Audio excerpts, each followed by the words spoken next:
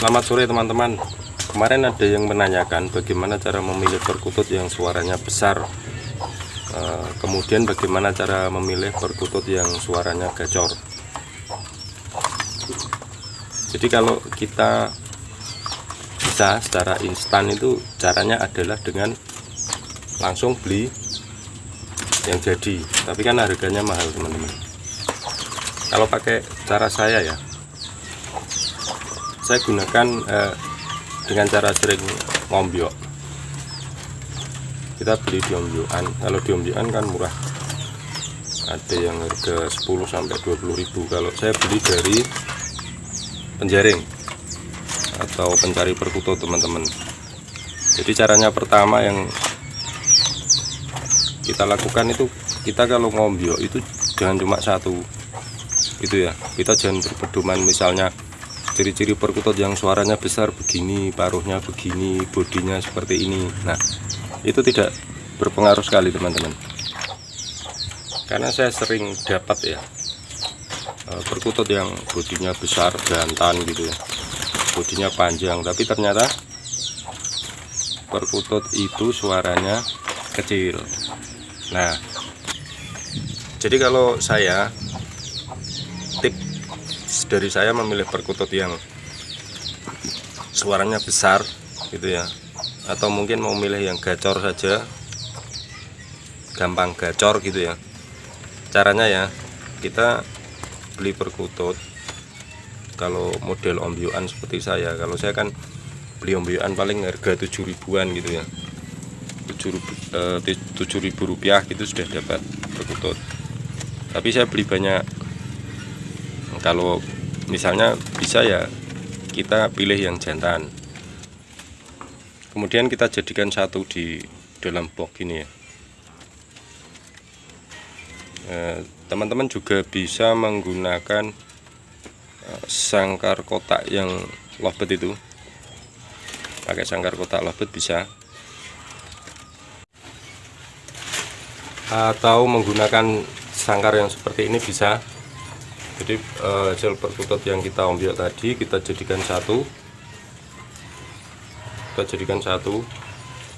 kalau bisa jantan semua. Nanti kita pantau teman-teman, kita kasih makan, kemudian kita kasih minum ya.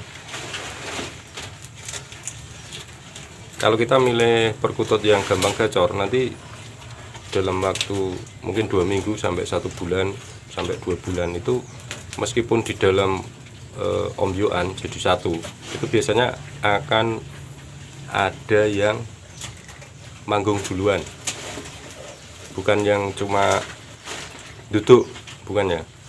Jadi biasanya akan ada yang bersuara hampir seperti manggung, contohnya kur ketekuk gitu ya, bukan yang cuma kuk, bukan yang itu, yang langsung kur ketekuk. Nah, yang seperti itu kita ambil teman-teman, kita mandikan, kemudian kita bisa taruh sangkar bulat. Nah, yang seperti itu biasanya yang gampang gacor, pasti cepat gacor teman-teman. Jadikan bisa dimasukkan ke sangkar bulat, biasanya dalam waktu 2 minggu sampai 1 bulan itu sudah gacor. Sama kalau kita milih yang suaranya besar, jadi kalau di ombyokan itu dia sudah manggung kur ketekuk gitu.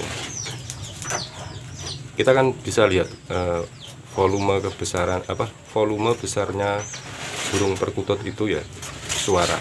Nanti kan ada yang tebal, ada yang tipis juga, ada yang kecil gitu. Nah, nanti teman-teman tinggal pilih, bisa misah yang suaranya tebal, dibedakan juga tempatnya. Misalnya sama-sama gacornya kan, baru kita akan tahu. Kemudian tipe-tipe suara juga bisa kita lihat dari situ. Nanti ada yang suaranya tebal, ada yang lagu, ada yang tipis tapi melengking gitu ya, ada yang kecil lagu, ada yang besar juga. ada yang sudah ngeplong itulah, kira-kira nanti teman-teman akan bisa membedakan suara-suara perkutut nanti. Begitu caranya. Jadi kalau itu perbedaannya, kalau kita ngobyok dari